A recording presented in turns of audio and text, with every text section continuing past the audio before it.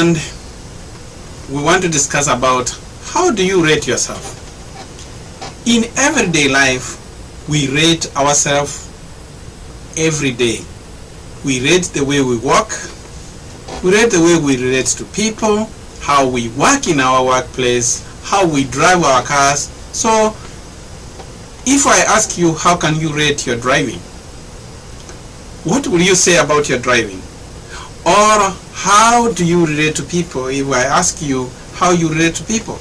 So in daily life, I have found people rating themselves in a very unique way. What people have. How you relate yourself, how does it tally with the way they know you? Sometimes you will be asked and rate yourself so highly, while the people around you know the opposite. That is very true. Even in the Bible, that's why Jesus talked about hypocrites.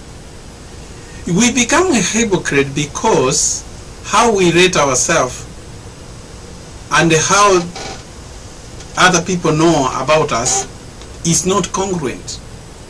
It can only be congruent when what you self-rate yourself is actually what other people know. There are people who can talk big. Sometimes if you go through resumes people write when they want a job, some exaggerate their skills, their competency, their education. They put it higher. And in that situation, many things occur. Like when we go look at such people, and if we can look at that graph there, which is called the Dunning-Kruger effect. This was a research done by two psychologists, Dunning and Kruger, and they realized that people overrate themselves. Even competent people overrate themselves. If you can see on that graph, the blue graph is the actual competence you have, and the other one is how you rate yourself, which is not true. So it creates a gap. It really creates a gap of how you rate yourself. So incompetent people rate themselves to be highly competent. So that is how even organizations, people are employed, they get a job, they cannot perform. So when they get a job, they can say, oh, I have these computer skills. When they get there, they don't know about it. So we say that those people are having the Dunning-Kruger effect, whereby the incompetent feels that they are competent when they are not. And also, we have some people who actually, the competent feel like they are not competent. And that is what we call the imposter syndrome. So there are people who have imposter syndrome, and there are those people who have the Dunning-Kruger effect. You have found some people, they can talk big. They want to appear to people that they know what they are doing, but actually they know nothing. You know, I know a person who he would buy even a newspaper. He doesn't know how to read, but he will get someone and then says, oh, can you, if you have not read the paper, you can read. Then he would ask, what is on the paper? The information is told because he's not competent, he's not able to read, but he will go with the information somebody read on the newspaper, and then he starts telling people, oh, Sergeant, this happens. Those are the people who are suffering from the Dunning-Kruger effect. And this is one of the many things you find people rate themselves highly. Like one pastor was asking after preaching, he was asking the audience, how did I do? Why are you asking people to tell you? Do you think they are going to tell you that you were boring? No, they won't tell you. So in most cases, ask yourself where you are having the Dunning-Kruger effect in your life. When you try to solve this cheap evaluation, because if you want people to be fair to evaluate you, let it be unanimous. In life, that is when you will know that they give. So the ultimate goal is that in life, many people try to talk like the Pharisees who are talking. You want to appear competent when actually you are not. It is a serious problem I see in many people. Take stock of yourself. Be sincere to yourself and be honest. Ask yourself, what do you know and what you doesn't know? Instead of just saying, I am good, it is good to get an anonymous report. That's, I say, like, if you are suffering that your competence is here, but you are rating yourself here, that is the imaginary incompetence you have, then you are suffering from the Dunning-Kruger effect.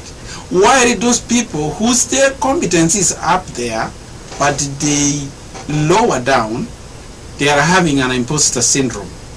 But you would rather have imposter syndrome than having a Dunning-Kruger effect.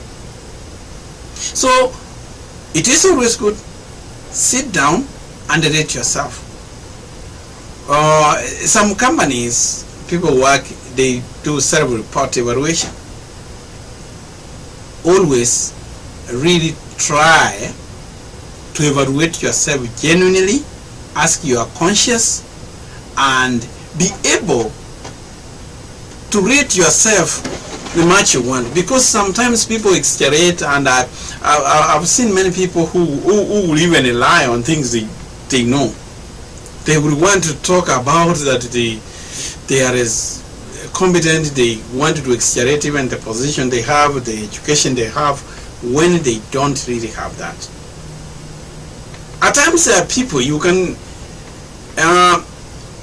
find people who want to talk something they think they know, but actually they don't have any content.